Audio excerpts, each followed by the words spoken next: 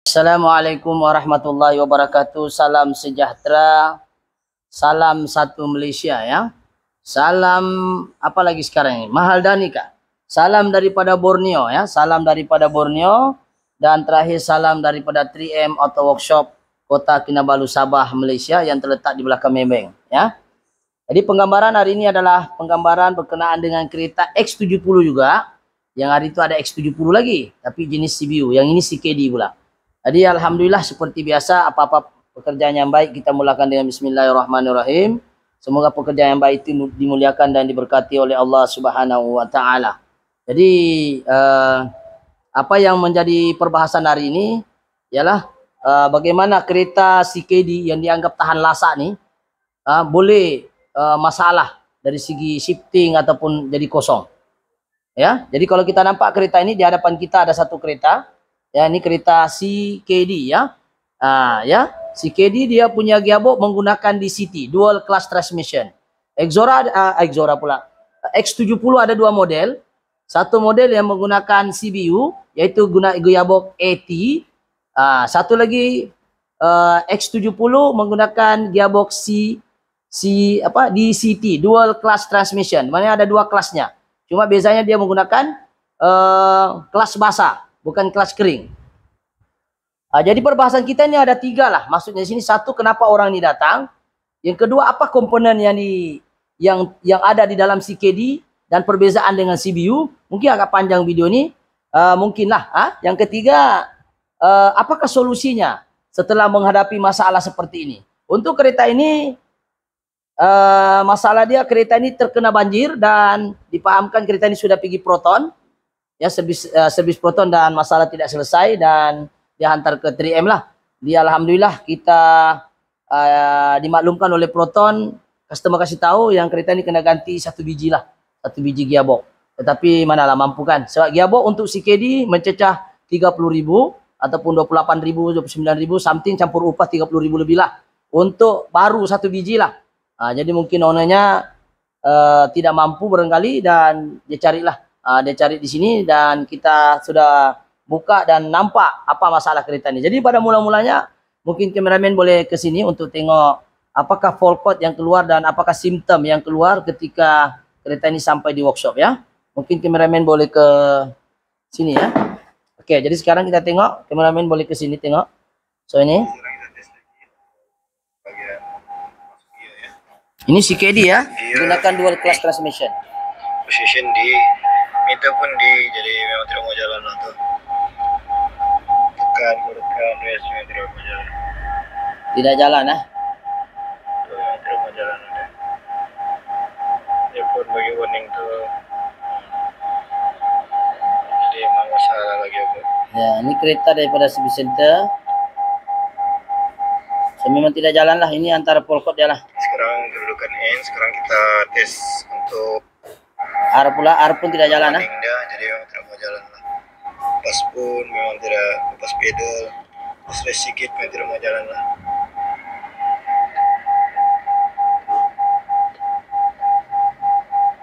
Ini CKD punya. Iya lah. So kalau kita tengok polkot dia, kita tengok gambar dia apa lagi dia. Sekarang tes nih Proton X70 keadaan di sekarang memang tidak jalan lah. So, ada tuh lah. Oke, kita tengok polkot dia. So kita tengok polkot apa yang ada. Ini ada dia kata situ kata ECU supply voltage low. Ini polkot U1000 100016. Dia kata sini ECU supply voltage low dia bilang. Oke, kita tengok lagi yang lain. Loose communication with ESP. Ini loose communication with ESP. Masalah seolah-olah masalah TCU lah. ECU supply voltage low.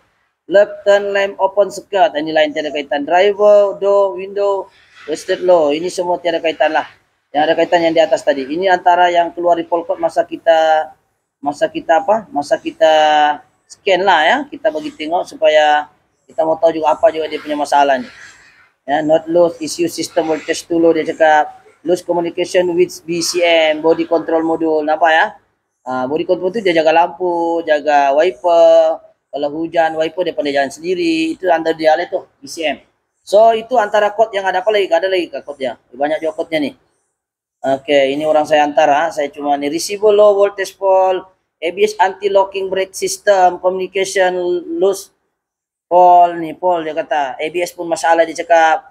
Apalagi under voltage fault, ECU power supply low, banyak juga dah. Oke, lost communication with BCM. So itu antara fault code yang keluar ya. So kita perlu baca fault code dulu. Kita tengok apa kenapa orang ini datang. Dan kebanyakan untuk kereta CKD ya, CKD ini yang menggunakan sistem gigi manual, dia sama dengan DSG yang Honda lama pakai, DSG, yaitu direct shift gear, DSG, dia guna gigi manual, yaitu dia ada gear satu dia besar, gear dua kecil sedikit, dan seterusnya makin kecil makin laju, cuma torque makin rendah. So sekarang ini kita tengok, kita bahas perkara pertama dulu, kenapa orang ini datang, dia tidak masuk R dengan dia tidak jalan. Akibat daripada apa? Selepas langgar banjir. Persoalannya sekarang, kereta ini kan tertutup habis. Dia ada o-ring, dia ada seal, ya, dia ada kabel kan. Macam mana air boleh masuk di dalam? Itu persoalan kedua. Kenapa air boleh masuk di dalam sistem dia? Sedangkan benda ini ada seal. Seal ini getah lah, getah ke o-ring kan, pokoknya seal lah. Tidak mungkin air boleh masuk. Soalnya kenapa asal langgar banjir air masuk? Asal langgar banjir mesti air masuk. Itu soalan dia. Lain lagi risikonya daripada oil cooler dia lah. Oil coolernya pun boleh juga air masuk. Tapi takkan kereta baru ni oil cooler sudah rosak. Ya, jadi kereta ini dipahamkan. Yang saya cakap tadi awal-awal video saya sudah pergi Proton dan dorang minta diganti 1 biji lah. Mungkin itulah saya bilang tadi, mungkin tidak mampu. Dan alhamdulillah hari ini kita bongkar. Dan di hadapan kita ni kita tengok. Apa yang terjadi sebenarnya di bahagian ini kita berpeluang. Sebab CKD ini jarang orang kongsi bagian perut-perutnya dalam, jarang lah. X50 lebih kurang sama, X70, X90 lebih kurang sama. Tapi X70 dia ada 2 model lah, CBU and CKD. Kalau CBU automatic DCT dia punya gearbox. Kalau CBU automatic AT dia punya gearbox. So mungkin di sini yang penggambaran post boleh tengok di sini. Kameraman boleh tengok saya punya video YouTube yang CBU. Ini CBU punya ya. Dia pakai AT. Ini CBU punya nih. Dia punya snapping kita sudah buka dan kita akan tengok di dalam. Ini CBU ada berlaku calar di bahagian kabel dari crank. Kameramen tengok sini. Ini dia makan badan dia sini. Ini dia makan. Lelaki ada masalah darah tinggi. Aduh, iklan pula. Oke. Ada ini CBU dia sama dengan gearbox AT. Ini pun sama juga langgar banjir kan tadi. Saya tidak pasti ada apa salah apa, ini pun dari Proton juga nih. Tidak tahu apa dia langgar nih. Apa dia langgar Zul? Yang CBU? Kasih hold dulu. Oke, ini dia tidak sama. Nih. Ini CBU Yang ini sekarang di hadapan kita CKD. CKD ini dia menggunakan gearbox manual sama dengan DSG, direct shift gear sama Honda, cuma Honda dia menggunakan mekatronik. Yang ini tidak ada body buff untuk CKD. Jadi sekarang kita berpeluang membongkar, membedah dan seterusnya kita belajar sama-sama. So kenapa kereta ini tidak jalan dan kenapa air itu boleh masuk dan apa yang terjadi sebenarnya dengan kereta ini? Sekarang ini CKD kita tengok dia menggunakan gear, nampak? Kereta ini sebenarnya masuk air. Coba kameramen sini tengok air nampak? Ini air, tengok kameramen, ini menggunakan gearbox CKD. Ini air nih, nampak putih susu nih, nampak? Nih, kameramen jangan jauh sedikit, boleh nampak air Ini air semua. Dan kita sudah kita tengok di sini. Soalan yang pertama, bagaimana yang dikatakan CKD ini dual class transmission? Di mana di kelasnya? Nanti kita akan ke sana. Dan kalau kita nampak gear 1, dia macam manual, dia ada synchronized ring, ya, gear 1, gear reverse dia sama besar, hampir sama. Reverse-nya pun besar ini, ya. Kita tengok dia macam gigi manual. Tuh nampak. Mana ada clutch? Clutch-nya ada 2 keping saja. So kereta ini masalahnya masuk air, dan di mana dia masuk air itu persoalan nomor 2. Nomor 3 selepas ini kita tengok dulu kenapa orang ini datang dan kenapa air masuk. Kita tengok apa komponen dalam. Ini gear reverse, dia punya parking, nih parking, dan gearnya dia sampai 7 speed. Kalau CBU dia 6 speed. Dia ada tuh 7, 8 sama reverse lah ya. Oke, 1, 2, 3, 4, 5, 6, 7, 8. Oke, so masing-masing dia ada gear, dia macam gigi manual. Jadi dia 2 input shaft. Kita belajar sekarang 2 input shaft. Ini shaft yang pertama. Coba kameramen tengok sini, saya pusing. Ini shaft yang pertama. Ini shaft yang kedua. Nih. Ini shaft pertama, ini kedua. Jadi satu shaft jaga yang gear 1, 3, 7. 1, 3, 5, 7. Satu shaft. Satu shaft lagi gear genap. 2, 4, 6 reverse. Yang ini satu shaft. So kalau kita nampak keadaan kereta gearbox nih, kita tengok dulu komponennya kenapa kereta ini kena banjir, nanti kita bahas. Jadi kita nampak bahagian pertukaran gear pun tidak ada juga yang pecah, kameramen tengok ya. Tengok tiada juga yang pecah gigi apa semua, cuma dia masuk air. Kalau kita tidak overhaul ini barang, dia akan makan sinkronis ini mungkin jangka panjang dia akan ada yang pecah nih. Kalau di flushing tidak akan menjamin apa-apa. Kenapa? Sebab benda ini terlampau complicated, ada gigi manual, kena keluarkan semuanya sebelum dia lagi dahsyat. Cuma di sini dia ada makan sedikit bagian input shaft luar. Coba kameramen tengok fokus bagi ini ya. Dia ada makan sedikit kita tengok dia ada calar sedikit lah, ini boleh kita kikis sedikit lah. Ini ada makan sedikit tapi dia makan manja. Jadi fiber o-ring kita ganti, ini fiber o-ring. So dia punya gigi-gigi semuanya kita nampak oke. Ya, bahagian sensor coba kita sensor kita tengok, ini sensor dia. Oke, sensor input, output dan juga parking sensor di sini. Dia 3. Kalau kita tengok dia duduk ini macam, kameramen fokus. Ini dia duduk ini macam ya. Duduk gini, sensor dia. Apa? Output, input, parking sensor. So satu sini. So dia tidak banyak sensor ya, dia banyak guna motor ya. Dan dia punya filter. Yang kedua kita tengok filternya. Filternya tidak boleh buka dari luar, kena overhaul gearbox sebab dia duduk di dalam. Semua dalam ini sensornya. Dan nampak mungkin sensor ini boleh pakai juga, tiada isu. Cuma dia banyak air lah. Jadi kalau air itu ada di dalam sistem komponen, dia akan menyusahkan pengguna itu sendiri, di mana pasti akan slip nih benda. So sekarang kita tengok, kita belajar dulu komponen dia. CKD dia macam guna gear manual 1, 3, 5, 1 shaft, 7, 1, 3, 5, 7, 1 shaft, 2, 4, 6 reverse, 1 shaft. Oke, jadi sekarang kalau kita tengok ini kereta dia menggunakan oil pump. Oil pumpnya tidak macam CBU ya. CBU dia menggunakan oil pump mechanical. Ini dia menggunakan oil pump electrical. Nampak? Ya, guna electrical oil pump dia. Kalau kita tonggeng di sini, oil pump dia kita tengok. Nih. Nampak nih? Oil pump dia kita pasang dami-dami saja. Oil pump dia guna oil pump minyak dia guna elektrik. Dan oil cooler macam biasa, macam itu beza juga pakai aluminium punya. Ini pun bahaya juga nih. Kita akan cek juga dia punya oil cooler ni, tengok macam mana. Ya, kita tengok oil coolernya kalau sampai 100.000 kena ganti. Dan dia ada 2 aktuator. Aktuator yang di bawah ni disebut sebagai aktuator shifter gear. Ini namanya aktuator shifter gear. So, pertukaran gear ditukar oleh shifter tadi. Ini semua diukur oleh motor tadi yang inilah. Motor ini. Motor ini dia akan tukar. Dia akan tukar gear dia.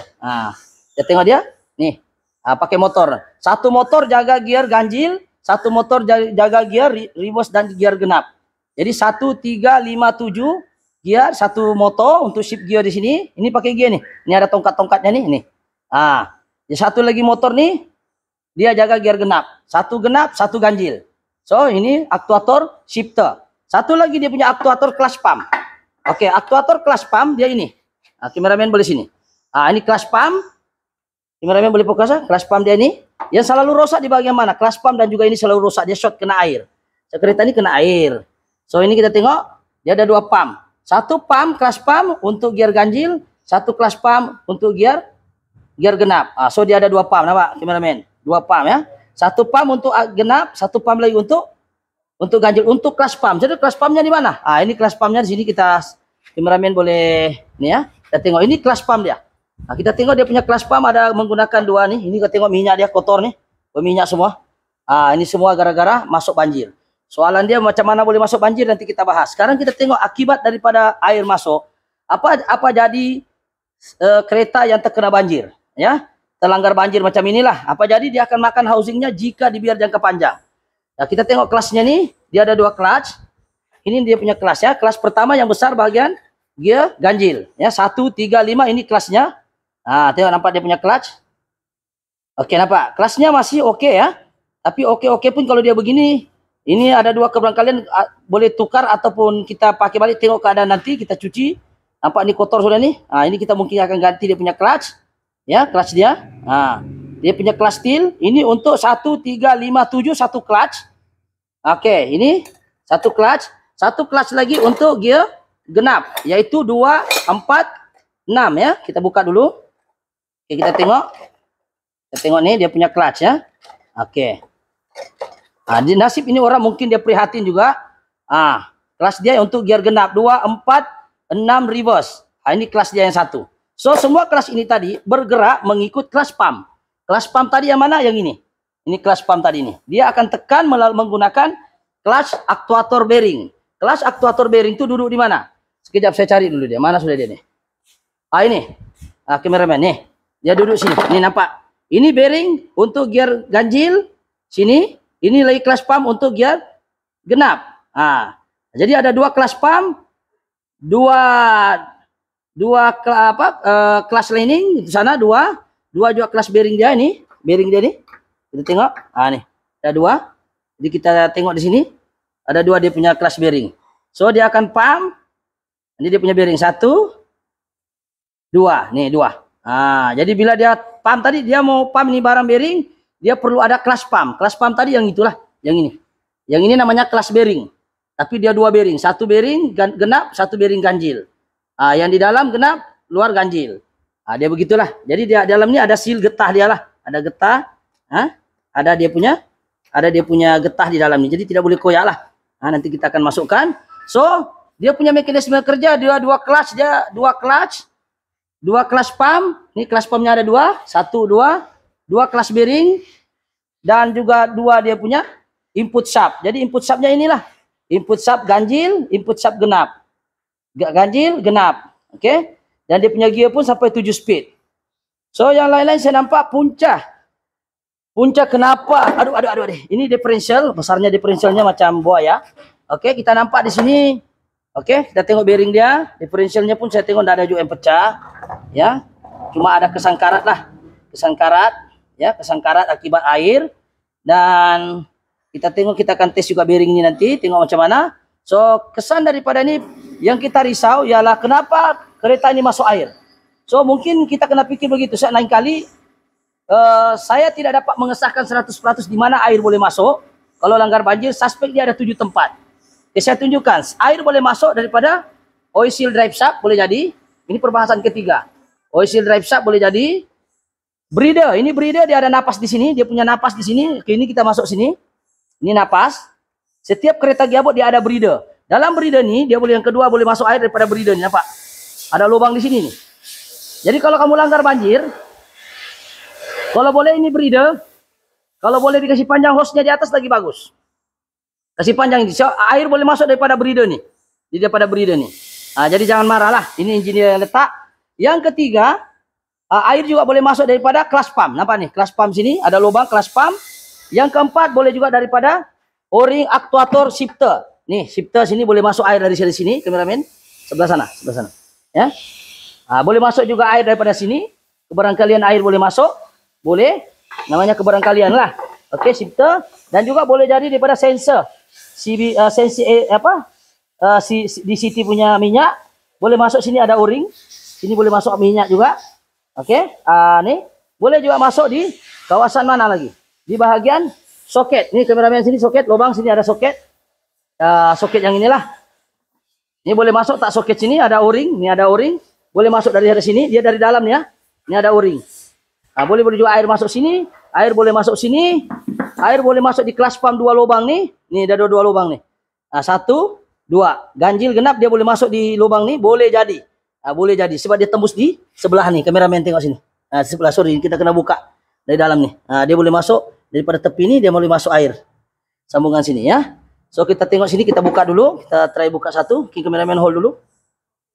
Oke, assalamualaikum Jadi sekarang kita sudah bongkar dalam isi perut. Yang isi perutnya ini duduk dalam sini. Ini gear dia duduk dalam sini. Kita sudah buka, kita tengok kesan air. Kameramen tengok air. Tuh putih-putih. Tuh. Nih. Nih putih semua nih. Ini putih. Ya. Ini kita sudah buka dan kita tengok keadaan nih. Putih semua. So kita tidak boleh biar dia putih dan filternya tidak boleh tukar dari luar. Dia duduk ini macam. Dia duduk ini macam. Ini macam dia duduk. Jadi kalau mau buka ini filternya memang menangis lah.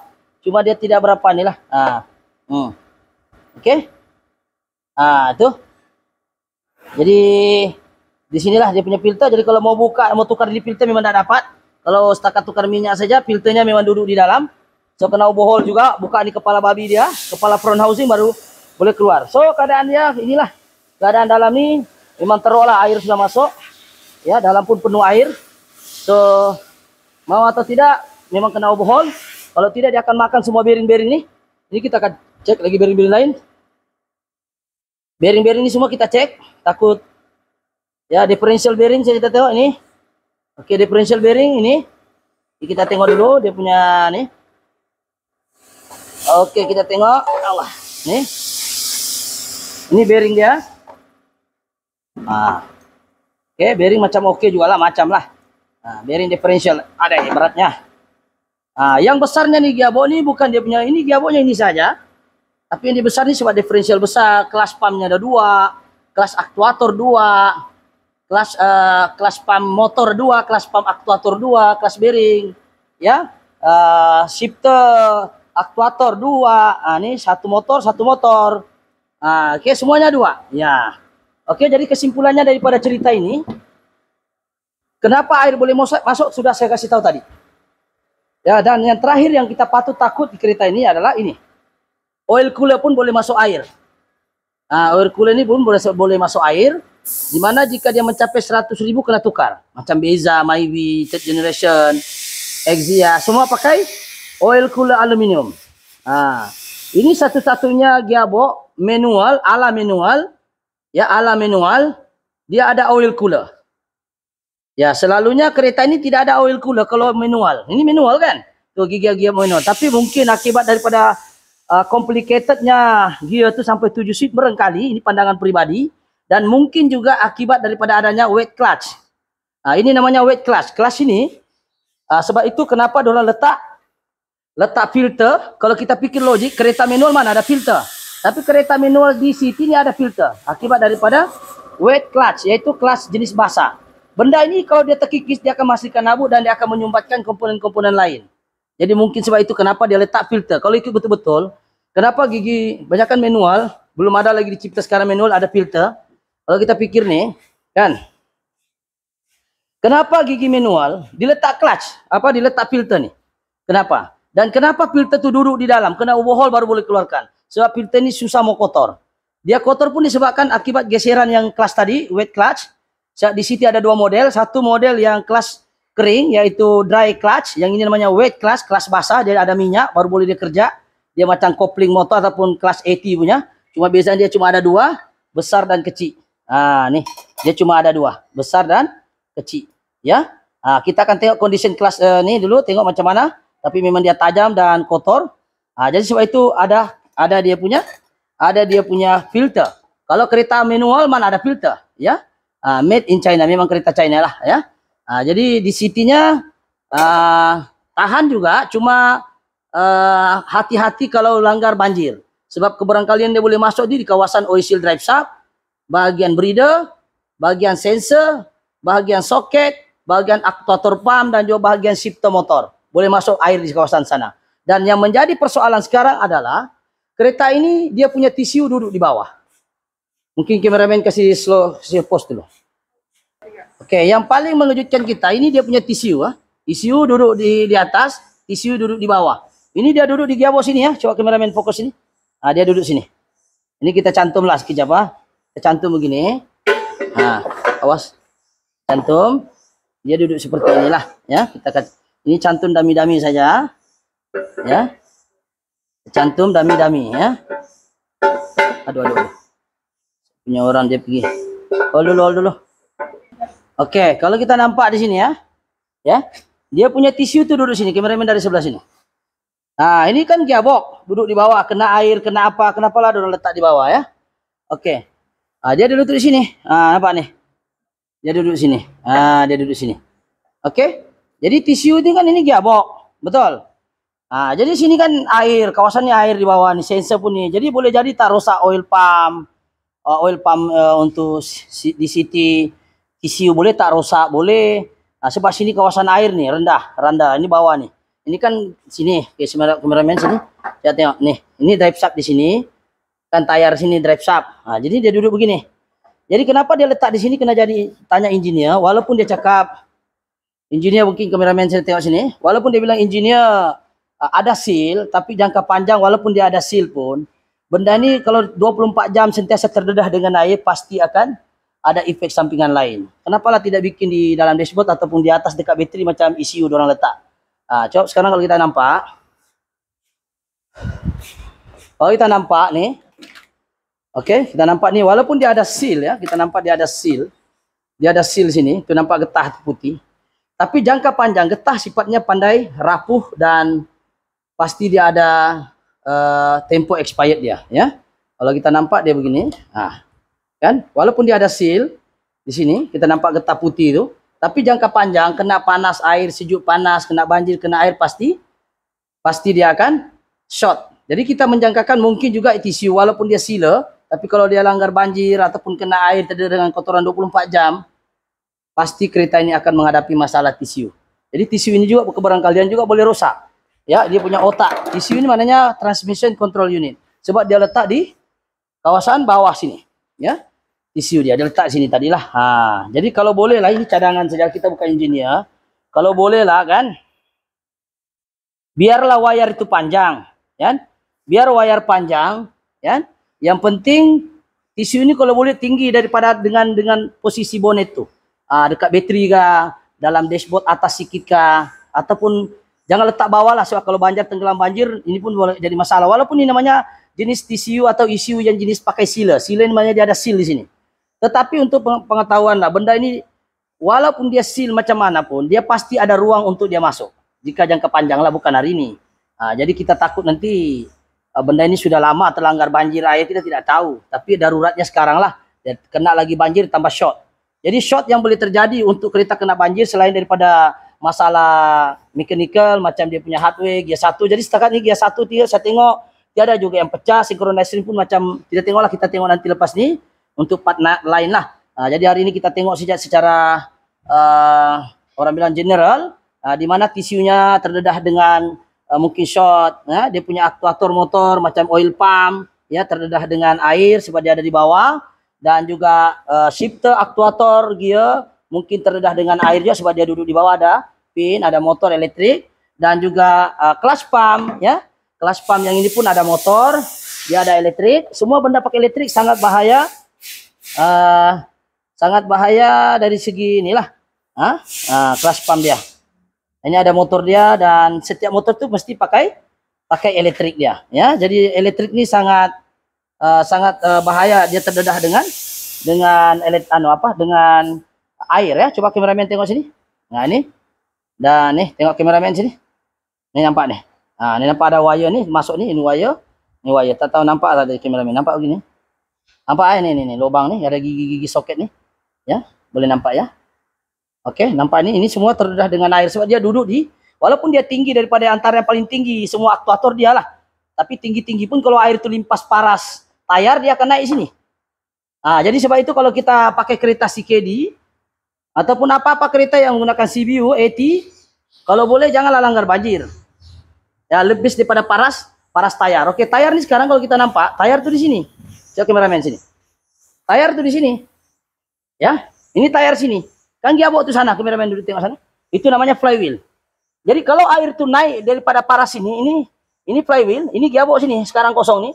Kalau air tuh naik limpas tayar, di sinilah tayar, automatically air di sini, tengok. Limpas ini tayar kan bulatan tayar nih. Jadi kalau dia limpas air, pasti air akan naik ke atas. Nah, sini kan ECU, sini TCU, yang tadi itulah, yang di sini tuh, sini TCU, ya, sini TCU, aktuator semua di sini. Yang paling tinggi pun clutch pump, motor. Tapi tetap juga kalau dia kena air di atas tembus juga tuh. Jadi bagi cadangan saya bukan engineer, tapi TCU lah yang paling saya cadangkan supaya engineer perbaiki. Kalau boleh TCU itu jangan letak di bawah. Kalau mau letak juga di bawah, kasih simpan dia di macam kereta Navara, ya. Kereta Navara dia punya TCU di dalam gearbox. Dia tidak terletak di luar. Cuma kelemahannya kalau mau tukar sengsara. Paling bagus dia di atas, wayar saya kasih panjang. Kita bukan engineer, ini cadangan pribadi saja. Soal kenapa dia duduk di bawah, macam-macam boleh jadi. Air lah, tanah lah, lumpur lah. Walaupun kau kata ada sealer, itu bertahan berapa tahun saja. Mungkin setahun dua oke lagi. Selepas 3 tahun mulai sudah dia reput tuh getah. Sebab getah ada sifat kenyal ya.